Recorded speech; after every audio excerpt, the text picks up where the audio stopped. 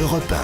Le grand direct des médias avec Jean-Marc Morandini. Et le fait média du jour, c'est Nagui. Et n'oubliez pas les paroles sur France 2 qui rivalisent avec TF1 sur le créneau de l'Access Prime Time et parfois même avec M6. Hier soir, par exemple, en part de marché sur les fameuses ménagères de moins de 50 ans. Nagui a même fait mieux qu'M6. Alors l'animateur n'en finit plus de séduire une cible, cette cible des fameuses ménagères de moins de 50 ans. Jérôme Ivanichenko, bonjour. Bonjour Jean-Marc. Vous êtes notre expert média. On savait que Nagui aimait jouer les séducteurs. Cela, aujourd'hui, fait vraiment beaucoup d'effets sur les téléspectatrices. Et oui, son sourire taquin, ses œillades complices et ses petites vannes grivoises ne laissent pas les femmes indifférentes.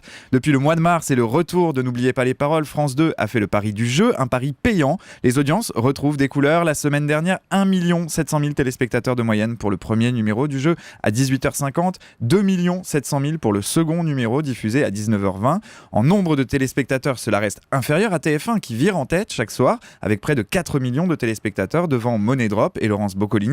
Mais ce n'est pas ce chiffre que regardent les chaînes à l'heure où elles reçoivent les audiences, ce sont les parts d'audience qu'elles scrutent avec attention et notamment le score réalisé sur une cible en particulier, la cible des ménagères de moins de 50 ans. Et là, France 2 a toutes les raisons de se réjouir. Mardi dernier, 15% d'entre elles étaient devant Money Drop sur TF1. C'est un demi-point de moins que France 2 et Nagui qui en rassemblait à ce moment-là 15,5%. Cela pourrait sembler anecdotique comme ça, mais ça ne l'est pas. C'est une victoire pour France 2 et pour Nagui qui, avec son sourire enjôleur, taille des croupières à TF1. Mais malgré ce match à couteau tiré entre TF1 et France 2, c'est une autre chaîne qui est leader dans la course effrénée vers la ménagère. Et oui, il y a un troisième larron qui vient se mêler à cette foire d'empoigne, c'est M6. Et malgré des scores qui s'effritent, le magazine présenté cette année par Louise Ekland, 100% Mag, est le vrai vainqueur de ce match. Un communiqué opportuniste envoyé hier par la chaîne est venu nous le rappeler. 100% Mag, c'est 16,1% de part d'audience sur la ménagère. C'est donc devant TF1 et France 2 sur cette cible prioritaire pour la chaîne. Cette situation et ce tiercé pourrait évoluer dans les prochaines semaines. Sur TF1, Money Drop restera à l'antenne, au moins jusqu'au début de l'année prochaine. Pas de raison que cela change non plus sur France 2, mais c'est M6 qui va rebattre les cartes de ce match avec l'arrivée d'Objectif Top Chef début novembre, en lieu et place de 100% Mag.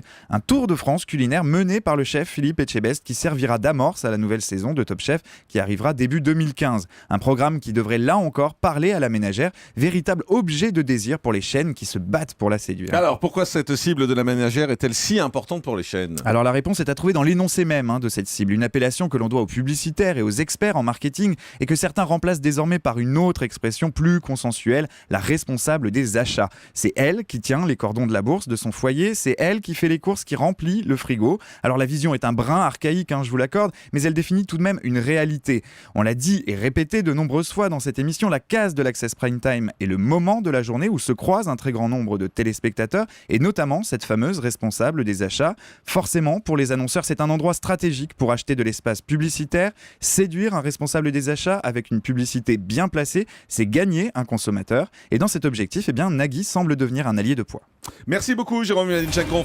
Le grand direct des médias, Jean-Marc Morandini.